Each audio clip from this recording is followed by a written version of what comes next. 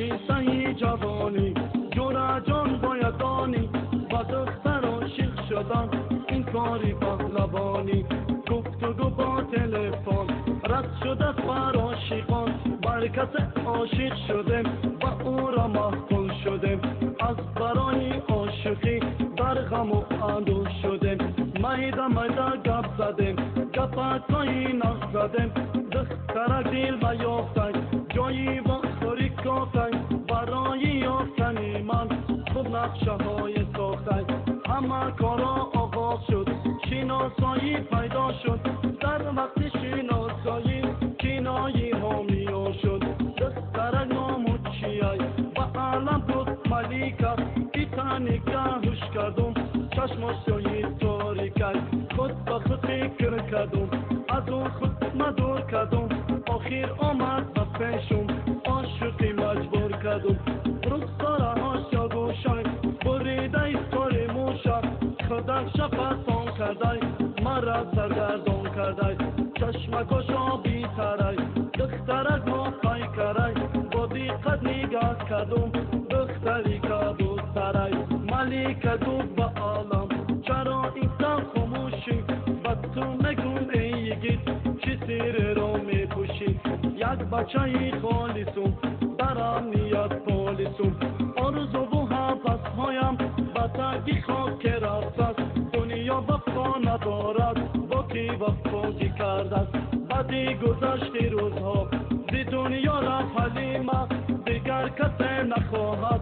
دی غم پر از دل من چی روز آمد بر سرم کجا شدی همسرم غم دنیا کشیدم با گریه پیسرم چی ها میگی ایگی پوشکته بر سر و گیر و تو یک سخن دارم و جانم دوست ندارم ملیکه بین چی ها کرد در دامی خود اجا کرد کارهای عاشقی شد از همه خوب بجا کرد با راهی شیطانگری یکیت از کار آزاد کرد نقشه های ملیکه همراهی نون چلیکه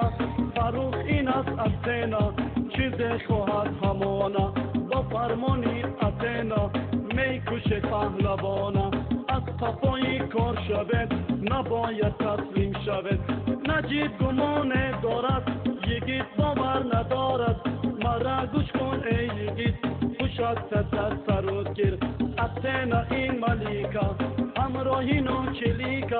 با فرمانی نو هرکش علی مرا تو چرکش چی ها میگی سر دارم از این گپ ها بل دارم مرا بر حالم گذار با آنها کار دارم فروخ اول تو گفتن بیا در جانم نزن بگو کی اثر دارد با تو چی کارو دارد با تو میگم کبوتر تو را که فرمان دارد خندو نبین میترسد از دست او میلرزد همه تیرو اسراره با پورگی او گفتد یک به یک او دستگیر کرد و پانچه را اسیر کرد در ماشینش نشسته نهنگوش را فکر کرد در آتشی نهنگوش اسبانش یکیست کش با حالی زاری خسته در پیشکش نشسته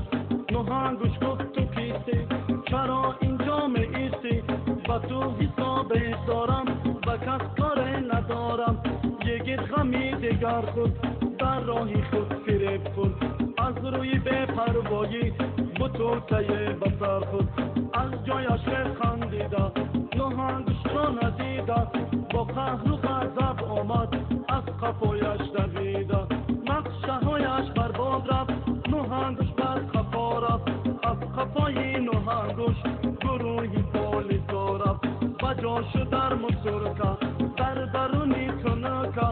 نجیب من دو بگو ببین اصلی خنوکه او را با مخبخ برد برو صبوندی خرد ببین حالی خود شد بشوید در سرود شد نهنگوش تکرمه شد دلم کمه آرام شد نوشتنی این شعره چند روز و چند ماه شد تماشا کنه دوام شد دوامی سریه ها شد گوش کنه تاجیکی شد نمیفهمه ترکی شد